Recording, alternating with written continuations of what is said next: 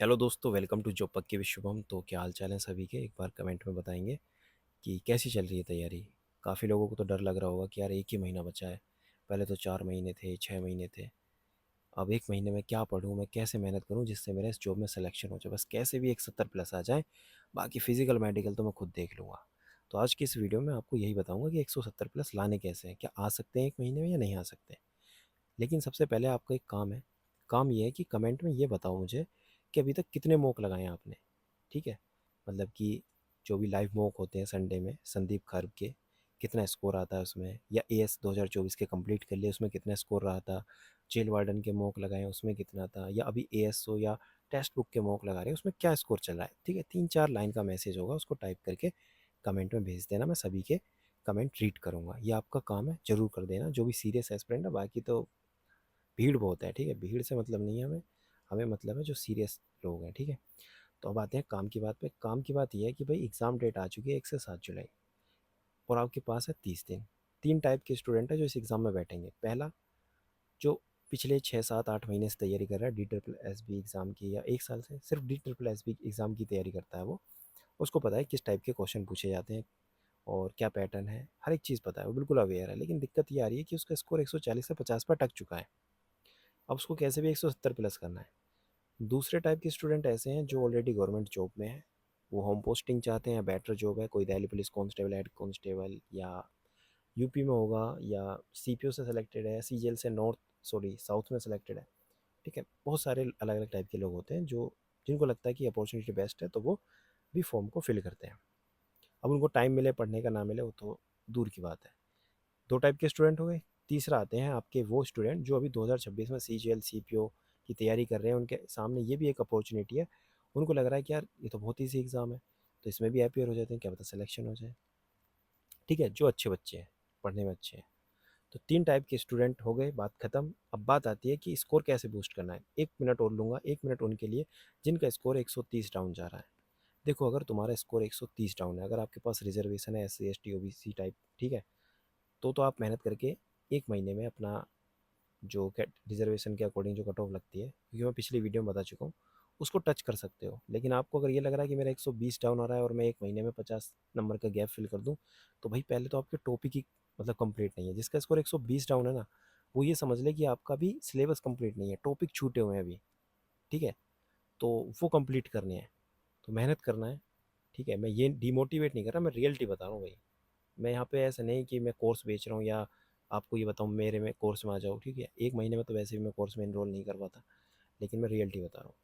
दूसरी बात, जिनका स्कोर यहाँ पे 150 तक आ रहा है, 140 तक आ रहा है, उनको कैसे मेहनत करनी है वो अब देख लें।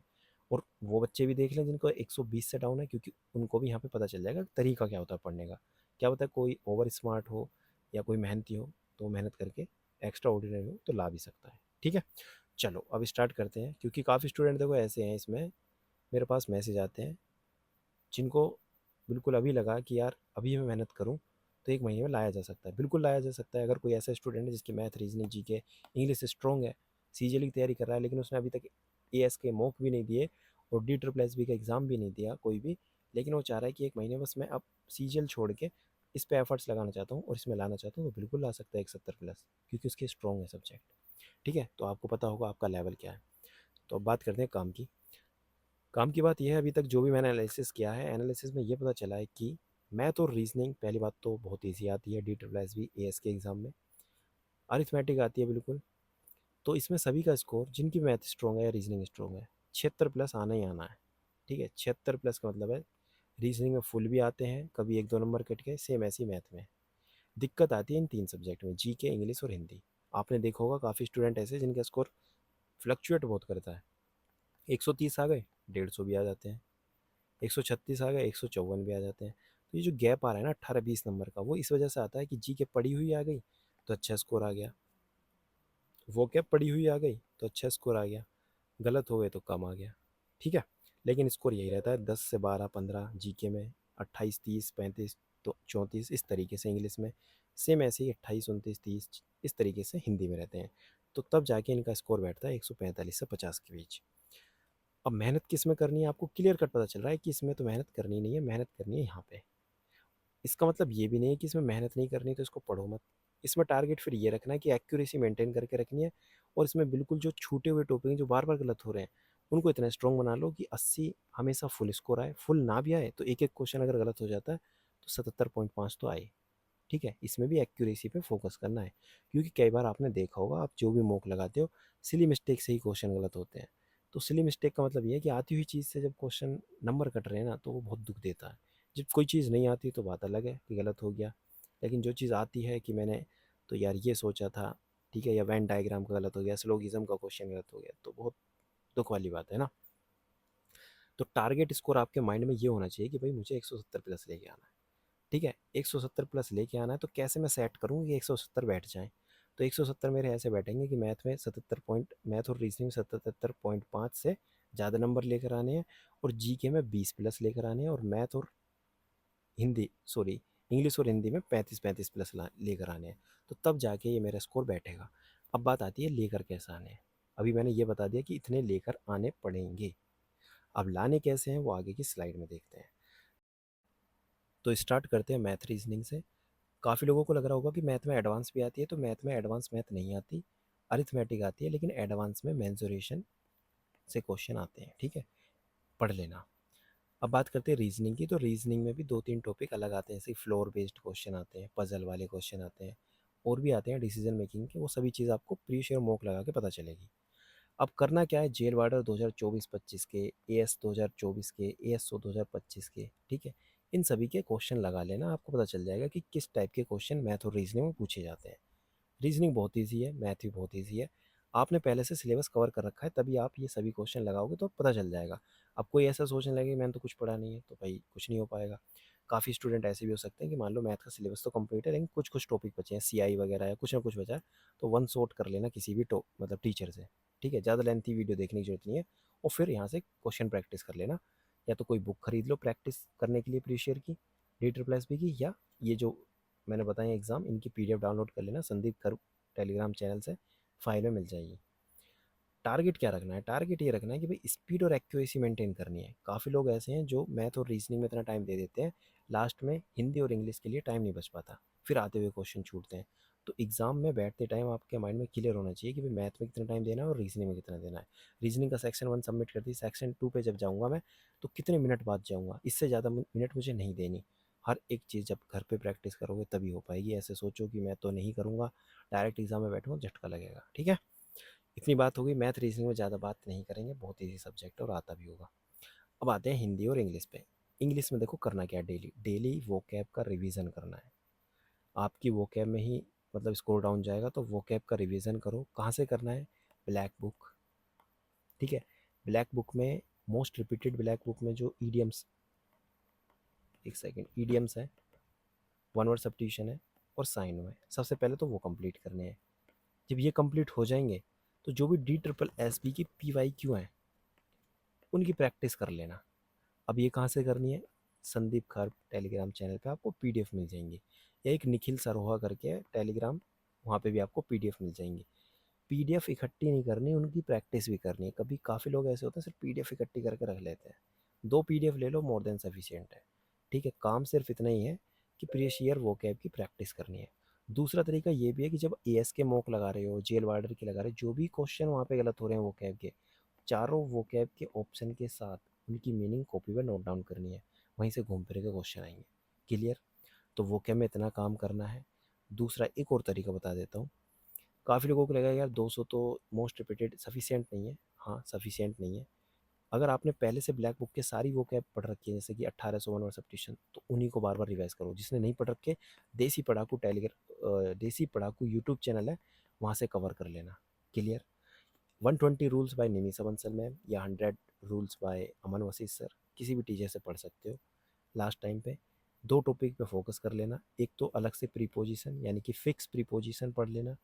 ठीक है, मैंने पीडीएफ शायद शेयर करी थी दापुंडिस टेलीग्राम चैनल की, अपने अपने टेलीग्राम चैनल पे, तो मिल जाएगी, या तो खुद भी सर्च कर लेना। जो भी मैं बातें बता रहा हूँ ध्यान से सुनते रहो और करते रहना। ठीक है, प्री पोजीशन के लिए फिक्स प्री पोजीशन की है, इसमें 250 फिक्स प्री पोजीशन है, आपको मिल जाएंगी टेलीग्राम दा पुंदिस पर, या जो हमारी रानी मैम है उनकी वीडियो देख लेना, उससे भी काम चल जाएगा। इसके अलावा आर्टिकल, आर्टिकल में फिलर्स आते हैं इसमें, ए एन द ये वाले क्वेश्चन, ठीक है, ए एन द वाले। इसके लिए आपको क्या करना है, सर्च करना है यूट्यूब पर आर्टिकल बाय संजीव ठाकुर, ठीक है। तो उसमें एक वीडियो आएगी 1-1.5 घंटे की, जिसमें सिर्फ फिलर्स है, वो फिलर्स की प्रैक्टिस कर लेना। या किसी के पास अरिहंत की बुक है ना, ग्रीन कलर की, उसमें भी फिलर्स के क्वेश्चन आए थे, तो वहाँ से भी कर सकता है। ऑप्शन बहुत है, और उन्हीं क्वेश्चन को बार बार रिपीट करना। तो ग्रामर में 120 रूल्स पढ़ने के बाद इन दोनों टॉपिक को अलग से पढ़ लेना। इसके अलावा डेली एक पैसेज सोल्व करना है, रीडिंग हैबिट बनाओ, नहीं दिक्कत आएगी। 10 PQRS प्रैक्टिस करने हैं। कहाँ से करने हैं ये प्रीवियस ईयर क्वेश्चन करने हैं, SSC के भी कर सकते हो या किसी भी एग्ज़ाम के कर सकते हो। इसमें कोई ऐसा नहीं है कि मैं सिर्फ DSSP के ही करूँगा, ठीक है। इसके लिए वीडियो भी देख सकते हो मैराथन रानी मैम की, दोनों के लिए। टाइटल, थीम, टोन, स्ट्रक्चर, इनके लिए आपको वीडियो देखनी है, जो कि 2 घंटे की वीडियो मिल जाएगी आपको निमिषा बंसल मैम की या रानी मैम की, किसी की एक की वीडियो देखनी है। और भी टीचर हैं, किसी की भी देख सकते हो। एक सेक्शनल मॉक डेली देना है। किसका देना है, जेल वार्डर, AS, जो भी आपको मॉक मिल रहा है ना टेक्स्ट बुक पे, उसको लपेट दो। फिर उसका एनालिसिस करो, जो भी गलतियाँ हो रही हैं, मिस्टेक कॉपी बनाओ और उसको लिख, उसमें मतलब अपडेट करते रहो, और उसी का बार बार रिवीजन करना है। ये दोनों के लिए, इंग्लिश और हिंदी के लिए, ठीक है। हिंदी में क्या करना है, डेली शब्दार्थ का रिवीजन करना है। शब्दार्थ में भी वो पढ़ने हैं जैसे कि मैंने अभी बताया है। अनेकार्थी शब्द पे ज़्यादा फोकस नहीं करना, क्यों, क्योंकि याद नहीं होंगे, बार बार भूलोगे। तो एफर्ट्स वहाँ लगाओ जहाँ से रिजल्ट मिले। पहले विलोम शब्द कर लो, ठीक है। विलोम शब्द क्या, पहले कर लो आप जो अनेक शब्दों के लिए एक शब्द है, फिर मुहावरे, फिर विलोम शब्द, तत्सम तत्व, पर्यायवाची, खत्म। एक क्वेश्चन गलत भी हो गया ना अनेकार्थी का, कोई बड़ी बात नहीं है। बाकी 35+ स्कोर लेकर आओ, बहुत बढ़िया स्कोर है, ठीक है। और इसी के साथ क्रिया, विशेषण, सर्वनाम, इन पर थोड़ा फोकस कर लेना। इनके जो टाइप्स होते हैं, क्रिया के सकर्मक अकर्मक, ये चीज़ें पढ़नी है आपको। एक सेक्शनल मॉक यहाँ पे भी डेली लगाना है। जो भी गलती हो रही है उनको नोटिस करना है और कॉपी में लिखना है, और फोकस करना है वीक एरिया पे। आपको लग रहा है यार मैंने मुहावरे पढ़ ली बहुत सारी, अब मेरे मुहावरे से क्वेश्चन गलत ही नहीं होता, आपको पता चलेगा मेरे तो क्वेश्चन गलत होते हैं पर्यायवाची से। तो भैया पर्यायवाची ही पढ़ने हैं, फिर कभी मुहावरे लेके बैठ जाओ डेली। क्लियर। जो चीज़ आपकी गलत हो रही है उसी पे ही फोकस करना है। चलो इतनी बात आ गई समझ में, बहुत बढ़िया। अब आते हैं जीके पे। जीके में देखो क्या करना है, यहाँ पे पॉलिटी लिख दिया मैंने, तो इतने में बात तो ख़त्म नहीं होगी। पॉलिटी में करना ये है, जब आप मॉक लगाओगे प्रीवियस ईयर, आपने देखे होंगे कि भाई आर्टिकल से क्वेश्चन पूछे जाते हैं, कमीशन से क्वेश्चन पूछे जाते हैं कि पूंची कमीशन किससे रिलेटेड है, इंटर स्टेट से रिलेटेड है। ये भी पूछा जाता है कि पूंची कमीशन कब फॉर्म हुई, तो 2007। तो ये क्वेश्चन भी आया, तो आपको माइंड में हिट होना चाहिए कि यार इसमें ये भी पूछ लेता है कि ईयर, किस कमीशन को किस ईयर में मतलब बनाया गया। इसके अलावा क्लासिकल लैंग्वेज, ठीक है, 8 शेड्यूल के हिसाब से कौन कौन सी क्लासिकल लैंग्वेज है। ऑफिशियल लैंग्वेज हिंदी के आर्टिकल पूछे जाते हैं, 351, 343 जो भी है, ठीक है, देवनागरी वगैरह। तो आप जब एनालिसिस करोगे तो आपको पता चल जाएगा कौन कौन से आर्टिकल इंपॉर्टेंट है। पढ़ने को तो बहुत कुछ है पॉलिटी में, लेकिन कौन कौन सी चीज़ें इंपॉर्टेंट है, जब प्रीवियस ईयर मॉक लगाते जाओगे ना, मॉक लगाते ना, जो से टॉपिक आपके सामने दिखे गलत हो गया, उसी को पढ़ लेना है। आपको, आपने देखा है DPSP से क्वेश्चन आया और मेरा गलत हो गया, आपने देखा कि रिट्स से क्वेश्चन आया, ठीक है, और मेरा गलत हो गया, तो रिट्स पढ़ लो।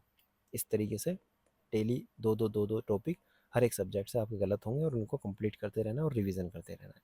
लेकिन आपको फोकस उन टॉपिक पे करना है जो बिल्कुल यूनिवर्सल है, मतलब आने ही आने हैं, जैसे कि आर्टिकल्स के क्वेश्चन आते ही आते हैं। ऐसा कोई टॉपिक मत पढ़ने लग जाना जो आपको लग रहा है ये तो सिर्फ मतलब 10% लोगों ने इसका आंसर सही किया है, तो उस पर फोकस नहीं करना भाई, ठीक है। जरूर नहीं आएगा, नहीं आएगा। यहाँ पे लिखा है मॉडर्न, मॉडर्न नहीं है ये, मॉडर्न है, ठीक है। मॉडर्न हिस्ट्री पहले पढ़नी है, फिर मिडाइवल, फिर एंशियंट। मॉडर्न में भी फोकस किन पे करना है, गांधी, ठीक है। और जो भी वाइस राय जनरल, गवर्नर जनरल है, या जो भी बैटल है, ठीक है, उन पे फोकस करना है। और इसके अलावा जो भी मूवमेंट है उन पे फोकस करना है। मतलब सोशल रिफॉर्म्स जो हैं उन पे फोकस करना है, ठीक है। ये सभी चीज़ें देख लेना। मिडाइवल हिस्ट्री में दिल्ली सल्तनत, ठीक है, और विजयनगर एम्पायर वाला हो गया, फिर मुगल एम्पायर हो गया, ठीक है। इन तीनों फोकस कर लो, मोर देन सफिशिएंट है। इसी तरीके से महाजनपद, जितने भी मतलब बैटल हैं एंसेंट हिस्ट्री के, वो पढ़ लेना। और जो भी एंसेंट हिस्ट्री में बुक्स हैं, ठीक है, बता रहा हूँ मैं बिल्कुल डीप, जो बुक्स हैं ना उनके ऑथर पढ़ लेना, क्वेश्चन मिलेगा। ऐसी ज्योग्राफी में, इंडियन ज्योग्राफी में पहले फोकस करना, फिजिकल ज्योग्राफी में बाद में फोकस करना है। इंडियन ज्योग्राफी में माउंटेन्स हो गए, रिवर्स हो गई, ठीक है। लूनी रिवर इतनी फेमस कर रखी है भाई डी ट्रिपल एस बी वालों ने, पता नहीं लूनी रिवर से क्या रिश्ता है, उसके क्वेश्चन बहुत आते हैं, तो उस पर फोकस कर लेना। देखो चीज़ें आप जब तक रिवाइज नहीं करोगे ना, वैसी क्वेश्चन सही नहीं होगा। आपने रिवर पढ़ ली, लूनी रिवर ही पूछने लगा कि वेस्टर्न फ्लो करती है या ईस्टर्न फ्लो करती है, और कहाँ से स्टार्ट होती है, बेसिक बेसिक क्वेश्चन है, और 3 लाइन है सिर्फ लूनी रिवर के बारे में जो पढ़नी है आपको, ठीक है। ऐसे हर एक टॉपिक के बारे में, चाहे कोई भी टॉपिक हो, चाहे गंगा की ट्रिब्यूटरी हो, कौन कौन सी ट्रिब्यूटरी पूछी जाती है, सबसे लॉन्गेस्ट ट्रिब्यूटरी कौन सी है। अब देखो क्वेश्चन आ जाएगा नर्मदा, गोदावरी, कावेरी, और एक और मान लो कोई तापी आ गई, पूछ लेगा वेस्ट फ्लोइंग रिवर कौन सी है, आप कंफ्यूज हो जाओगे, तुक्का मारोगे। तुक्का इसलिए मारोगे क्योंकि आपने पढ़ा तो था लेकिन रिवीजन नहीं है। तो रिवीजन कर लेना भाई, जो चीज़ें पढ़ रखी हैं अगर वो गलत हो रही है ना, पाप है पाप, ठीक है। फिजिकल ज्योग्राफी में क्या करना है, एटमॉस्फेयर, और क्या क्या है फिजिकल ज्योग्राफी में। फिजिकल ज्योग्राफी के भी देखना को मतलब एक बार एनालिसिस करना, उसके टॉपिक भी आते हैं फिजिकल में। एटमॉस्फेयर हो गया, और क्या आता है अभी बताऊंगा, अभी याद नहीं आ रहा। बायो में देखो क्या करना है, डीएनए आरएनए से क्वेश्चन आते हैं, रेस्पिरेशन से क्वाश्चन आते हैं, और किससे आते हैं, हार्मोन से क्वेश्चन आते हैं, प्लांट किंगडम एनिमल किंगडम से क्वेश्चन आते हैं। इनको लपेट दो, डिजीज से क्वेश्चन आते हैं, विटामिन सी की कमी से क्या होता है, ए की कमी से क्या होता है, ठीक है। कभी क्वेश्चन आपने देखा है कि विटामिन ए का क्या साइंटिफिक नेम है, नहीं देखा तो उसको नहीं पढ़ना है। थोड़ी कि भाई डिजीज़ पढ़ लिया तो सब कुछ लपेट दो, वो चीज़ पढ़नी है जो एग्ज़ाम में आ रही है, और वो तुम्हें कोई नहीं बताएगा, मैं तो सिर्फ समझा रहा हूँ, मैं खुद नहीं बता रहा। क्यों नहीं बता रहा, क्योंकि मैं टीचर नहीं हूँ जीके का। तो वो चीज़ आपको खुद ही पढ़नी पड़ेगी और खुद ही एनालिसिस करनी है, इसलिए स्कोर 170 प्लस भी उसी का आएगा जो खुद से सेल्फ स्टडी करके मेहनत करेगा। मैं बस तरीका बता रहा हूँ। केमिस्ट्री में भी क्या करना है, केमिस्ट्री में क्या आता है, केमिस्ट्री में कंपाउंड इंपॉर्टेंट जो होते हैं उनके यूजेस आ जाते हैं, जैसे कोस्टिक सोडा हो गया, ओसिंग सोडा हो गया, इनके यूज़, इस तरीके से क्वेश्चन आ जाते हैं। और फिजिक्स की भी एप्लीकेशंस वगैरह पता होनी चाहिए, या जो भी यूनिट्स वगैरह बेसिक आते हैं, इन्वेंशन आ जाता है कोई भी, ठीक है। तो बायो में भी आ जाता है, और ये भी चीज़ पढ़ सकते हो। और इकोनॉमिक्स टर्म आने, यहाँ पे टीम लिखा है, ये टर्म है बेसिक इकोनॉमिक टर्म, जैसे एनएनपी हो गया, जीडीपी हो गया, ये क्या है, ठीक है। ये पूछने लगता है। बजट 2025 से 2026 से 27 वाला जो बजट है इस साल का, वो पढ़ लेना। अब आने को तो यार पिछले साल के भी क्वेश्चन आ जाते हैं, तो पिछले साल के लिए मैं बताऊंगा अभी।